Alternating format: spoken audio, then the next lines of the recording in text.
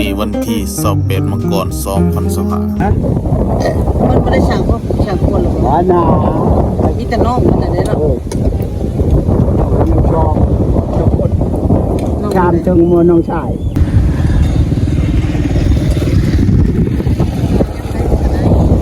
อยู่ใช่เดี๋ยวนี้ โอ้อยู่คลอง สวัสดีท่านผู้ชมมื้อนี้ครอบครัวของข้าพเจ้าก็มา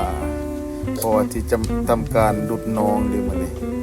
ก็มีภรรยาแน่ผู้เป็นเมียแล้วก็มีแม่อูแล้วก็น้องสาวมาอยู่นำมาแต่ทักแก่พุ่นแหละท่านผู้ชมแล้วก็มีทั้งหมู่ลูกสาวหมู่นางมินตานางสนามานี่ก็เป็นน้องเก่าภายหลังกินแล้วก็พากันนอนท่านผู้ชมบรรยากาศก็ลมเย็นเย็นกินแล้วนั่งท้องเคียงนั่งตากระยานอันนี้ก็เกี่ยมสี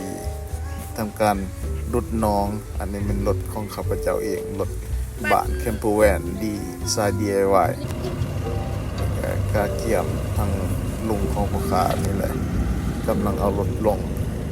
งานนี้ก็เป็นงานเฉพาะครอบครัวท่านผู้ชมบรรยากาศชิวๆลมรู้สึกว่าลมเย็นสบายหรือบรรยากาศอยู่ให้อยู่นานอธิบายบ่ถึงท่านผู้ชมถือว่ามวนก็ทำการดุดไปนำแต่คนไปนำเบื้องต้นก็ว่าสิจกน้องแต่มันจกบ่ได้เนื่องจากว่าดินที่ข้าพเจ้าจะจกมันเบื้องต้นก็อ่อนอยู่แต่ว่าจกไปมันถึงรถจกก็หน่อยก็นั้นปรับเปลี่ยนมาจกเป็นของใส่ไก่แต่ว่านาเบียกก็จะเดินแน่แต่เสาก็บ่เดินจกนี่แหละท่านผู้ชมมันแข็งรถหน่อยมันจกบ่ได้เปลี่ยนมันเป็นของใส่ไก่มีได้จุดเบื้องต้นที่จกไปแล้วอันนี้เป็นกองน้องเก่าท่านผู้ชมเกิดว่าสิปล่อยป่าจักต้น2ต้นนี่แหละมันสิเกิดบ่รอติดตามเด้อท่านผู้ชม